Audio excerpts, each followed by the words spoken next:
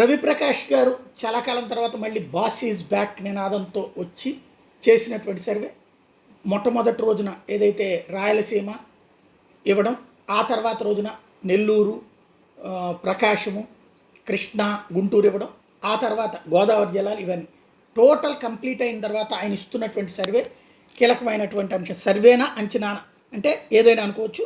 ఎందుకంటే సర్వే చేయాలంటే దాని సంస్థతో పేరు చెప్తారు, ఈ సంస్థ ద్వారా సర్వే చేశామని. ఇప్పుడు సీ వాటర్ అనినో, యాక్సిస్ అనినో, లేకపోతే నాగన్న అనినో, లేకపోతే ఇంకోళ్ళు అట్లాంటి చెప్పలేదు. కాబట్టి ఆయన పర్సనల్ ఫీలింగ్ అన్నవి ఉండాలి, లేదా ఆయనే సర్వే అన్న చేయించి ఉండాలి.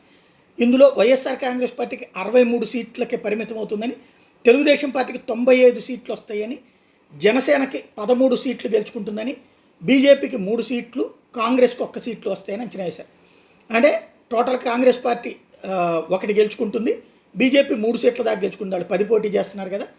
జనసేన 21 చేస్తుంటే 13 స్థానాలు గెలుచుకోబోతుందని, తెలుగుదేశం పార్టీ 144 చేస్తున్నటువంటి సందర్భంలో 95 గెలుచుకుంటుందని, వైఎస్ఆర్ కాంగ్రెస్ పార్టీ 175 చేస్తున్న సందర్భంలో 63 గెలుచుకుంటుందని అంచనా వేశారు.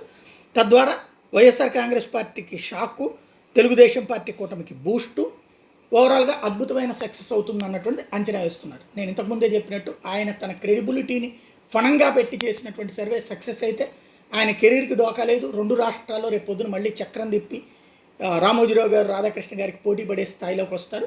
లేదు అంటే కనుక తర్వాతన లగడపాటి లాంటి ఇంపాక్ట్ ఫేస్ చేస్తారు.